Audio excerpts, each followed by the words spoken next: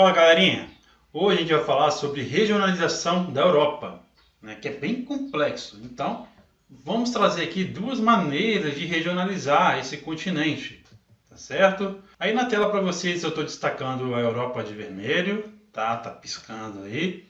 Então vamos dar um zoom na Europa para a gente poder regionalizar ela e visualizar de uma forma melhor.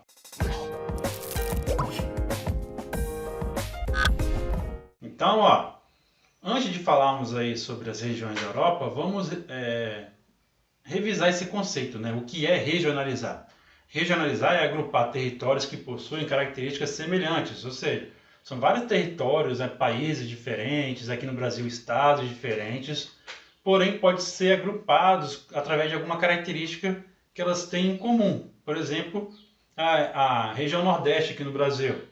Então, os estados que pertencem à região Nordeste, né, Bahia, Pernambuco, Maranhão, etc., foram organizados em uma região para poder fazer um melhor estudo, né, fazer um melhor comparativo com outras áreas do Brasil.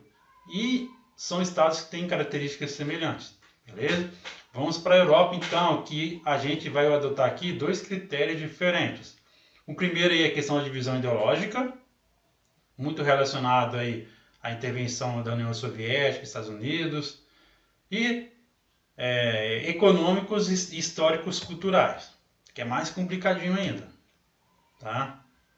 Divisão ideológica, o primeiro aí, vamos facilitar para vocês. Então, a gente pode dividir a Europa em duas partes, a Europa Oriental e a Ocidental. Tá? Então, eu escrevi para vocês aí no cantinho que essa divisão surgiu lá no período da Guerra Fria, que ocorreu logo depois da Segunda Guerra Mundial, né, que foi aquele período de tensão pelas duas potências mundiais daquela época, os Estados Unidos e a União Soviética. E a Europa aí era o grande palco de toda essa tensão. Tá? Então, uma parte da Europa ficou próximo à União Soviética e a outra parte da Europa ficou próximo aos Estados Unidos. Então, ó, em rosa aí, coloquei para vocês a Europa Oriental, e em amarelo a Europa Ocidental. São as duas regiões através desse critério ideológico. Vamos iniciar então pela Europa Oriental. Aí vou escrever para você nesse caderninho aí do lado. Composta por 25 países. É uma informação que causa divergências, né? Porque na Europa direto tem aquela... A gente vê muito no noticiário a questão de emancipação aí de países, tá? Surgimento de novos países até pouco tempo atrás. Alguns povos que não se sentem representados pelos governantes buscam manifestações aí de criar sua própria nação. A Europa tem muito isso. Então, naquela época lá da Segunda Guerra, após a Segunda Guerra Mundial, esses países eram aliados à União Soviética, tá? E quando a União Soviética acabou, lá em 1991, quando eu tinha lá um aninho, ocorreram muitas transformações, né? Muitos países surgiram do desmembramento da União Soviética, tá? Teve muitos conflitos também étnicos naquela região, né? Devido a esse novo momento, né? De desligamento, entre aspas, aí, da União Soviética. E se a gente comparar com a Europa Ocidental, a Europa Oriental tem um desenvolvimento econômico e social inferior, né? Muitos dizem que isso foi devido à inserção tardia aí ao sistema capitalista, ao sistema de enriquecimento, de acúmulo de dinheiro, beleza? E a próxima Europa, a próxima região aí na divisão ideológica, temos a Europa Ocidental, que está de amarelo aí, composta também por 25 países, tá? Apoiada pelos Estados Unidos, lá naquela época, e hoje ainda tem relação muito forte, não só lá, né? Praticamente o mundo inteiro tem essa submissão aí, né? Essa hegemonia dos Estados Unidos. Surgimento dos princípios da democracia e capitalismo foi lá na Europa Ocidental, principalmente aí através das civilizações antigas, né? Gregas, romanas, beleza? E foi lá que surgiram as grandes navegações, lideradas por Portugal e Espanha, e também a Revolução Industrial, né, que iniciou lá na Inglaterra. Então isso acabou dando a essa parte da Europa esse desenvolvimento econômico, né, de uma forma mais cedo, né, digamos assim. Beleza? E hoje, né, tem um desenvolvimento econômico e social elevado, tá, comparado com a Europa Oriental. Tá? Então, a Europa Ocidental tem um desenvolvimento econômico maior. Beleza? O outro critério que vamos falar agora são os critérios econômicos e históricos culturais. Se vocês procurarem na internet, né, digitar no Google lá, regionalização da Europa, vocês vão ver várias regionalizações diferentes, tá? Aí eu trouxe para vocês uma que está no livro da coleção Araribá, da editora Moderna, no livro didático dos alunos, beleza? Que é bem utilizada. Então, pode ser que tenha divergências aí de outras regionalizações, mas é bem parecido. Então aqui no mapinha para você dividir as 4 regiões em 4 cores diferentes. A cor rosa, a Europa Ocidental. A cor amarela, a Europa Setentrional. Verde, a Europa Oriental. E laranja, a Europa Mediterrânea. Beleza? Vamos falar rapidamente de cada uma delas. Primeiro aí a Europa Ocidental, tá de roxo destacado para vocês. Vamos escrever no caderninho aí as suas características.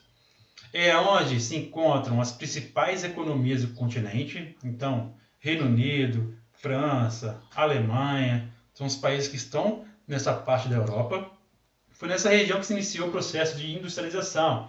Começou na Inglaterra e a partir de lá se expandiu ali pelos países vizinhos, até atravessar o oceano e chegar nos Estados Unidos. Beleza? Legal. A Europa Setentrional. Setentrional significa que fica bem ao norte, né? É uma parte bem gelada da Europa.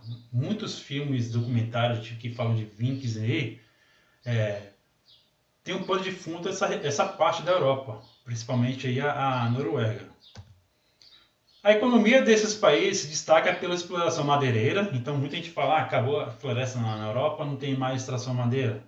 Tem, né, por reflorestamento, né, principalmente de coníferas, né, que é um tipo de árvore que tem esse formato de cone.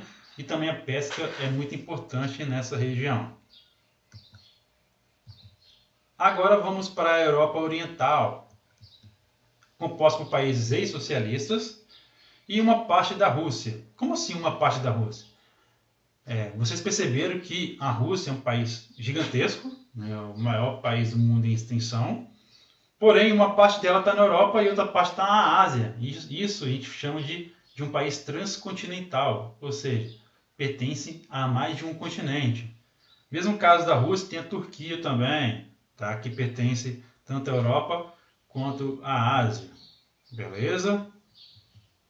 Na região central estão as economias mais industrializadas. Essa parte que eu estou destacando no mapa aí é a parte da Europa onde tem uma economia um pouquinho melhor desenvolvida. Tá? E na parte mais oriental, né, mais para a direita, estão aqueles países que formam um bloco econômico com a Rússia. Tá? Então, eles têm uma dependência muito grande da Rússia. Para quem vê os noticiários aí, está falando muito da Bielorrússia, né, que teve as suas eleições aí, desconfiadas, né, questionadas, porque o seu líder está no poder há vários anos e ele é apoiado pela Rússia. E esse apoio da Rússia faz muita diferença na Bielorrússia, né, que é o país vizinho. Tanto é que o nome é bem parecido também. Para fechar aí, Europa Mediterrânea, né, que tem tudo a ver com o mar que banha essa parte da Europa, o mar Mediterrâneo.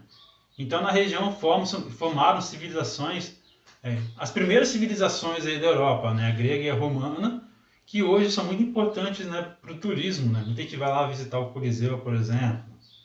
E a atividade agrícola, né, parece que não, mas a atividade agrícola é muito forte nessa região.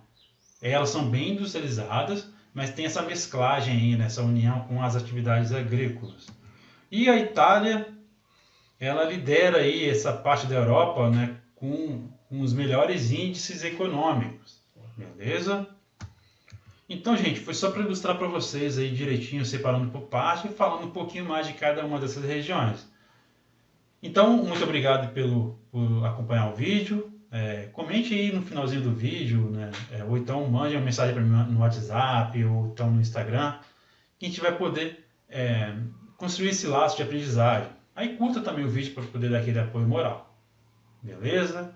Então, galerinha, até a próxima.